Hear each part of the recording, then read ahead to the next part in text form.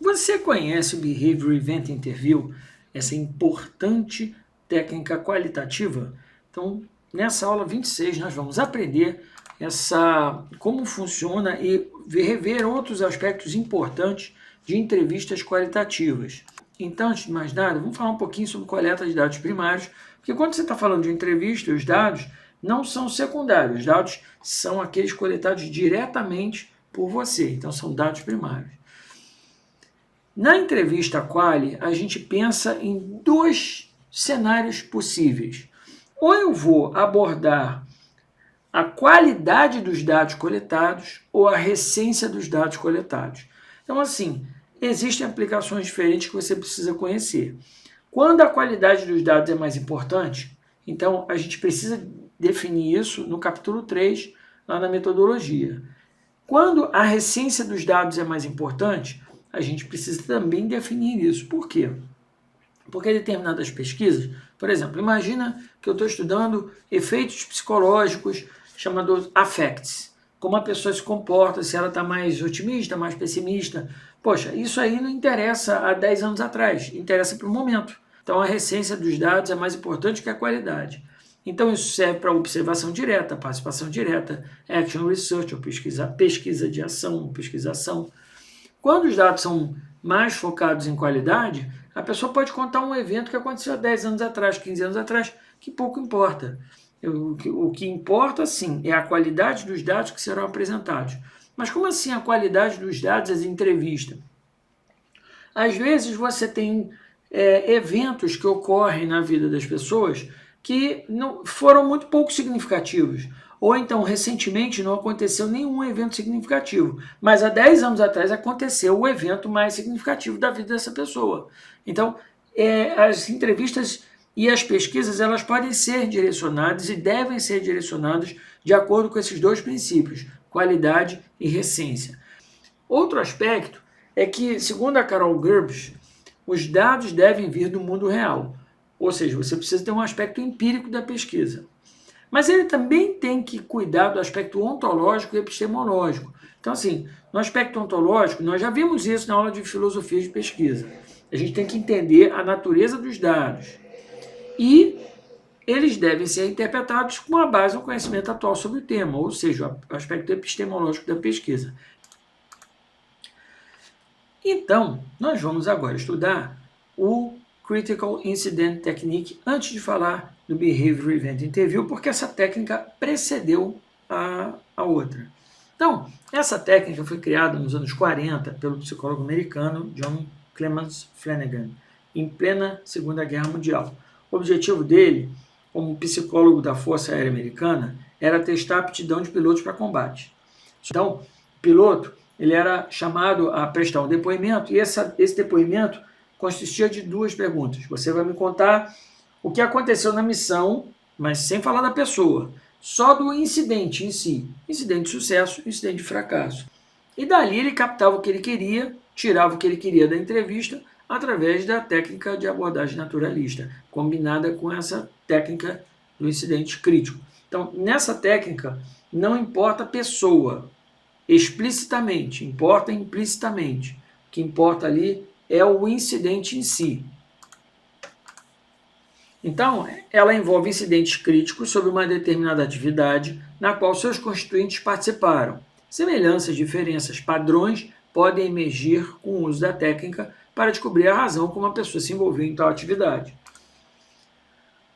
Alguns anos depois, nos anos 60, aí o David McClelland desenvolveu a entrevista de eventos comportamentais, ou Behavior Event Interview, originariamente no CIT do Flanagan. Só que ao invés de focar no incidente, o BEI é focado no comportamento e com a pessoa que produziu aquele comportamento. Então, a entrevista de eventos comportamentais foi projetada inicialmente para identificar competências necessárias para realizar um trabalho de forma adequada. Só que no BEI, o entrevistado ele conta dois casos sobre um tema, um caso de sucesso e um caso de fracasso, em que essa pessoa participou. O entrevistado, então, ele é o centro de gravidade da entrevista no BEI, enquanto Bom, o BAI ele pode ser combinado com a abordagem naturalista. Então, nessa abordagem, chamada também de Naturalistic Approach, a natureza interpretativa ou a ideia da explicação é originada pelo pesquisador de um determinado fenômeno pesquisado. Na prática, os entrevistados não têm a menor ideia sobre os fatores investigados. Vou dar um exemplo para ficar mais claro. Por exemplo, eu estudei negociações empresariais, business negotiations, mas no Brasil. Ok. Todos os meus convidados para participar da entrevista, eles receberam um convite de dizer assim, você vai ajudar a compreender melhor as negociações empresariais brasileiras. Só que assim, dentro da entrevista, eu, na hora de chamar a pessoa, eu falei, olha, você vai agora contar um caso de sucesso, e aí a pessoa narrava.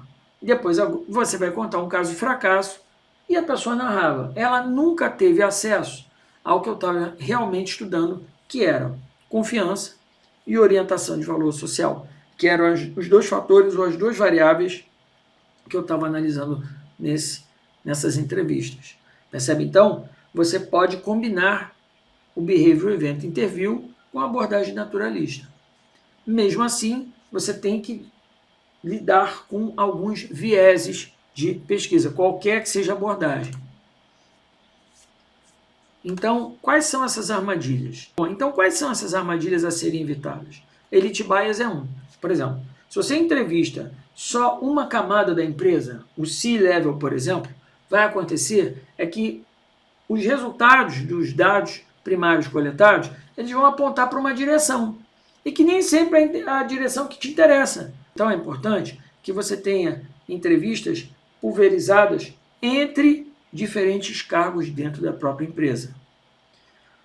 Outro viés chama-se Hawthorne Effect, que é o fato da pessoa se comportar, né, diferente quando o chefe chega.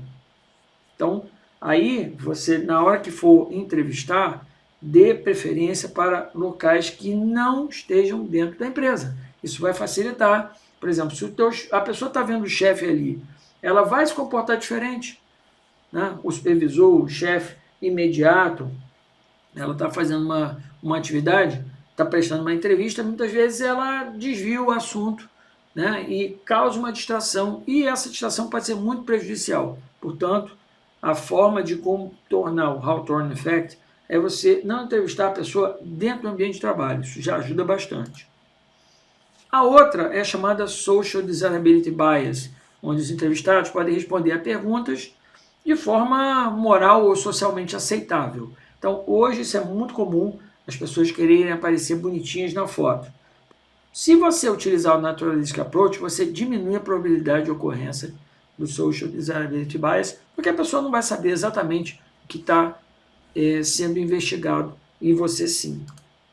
Finalmente, as nossas referências. O Saunders, nosso velho conhecido, e aqui eu introduzo o Qualitative Data Analysis da Carol Gerbisch, onde ela apresenta nessa obra todas as informações necessárias para você analisar dados coletados através de entrevistas, através de discursos, através de narrações, o Content Analysis.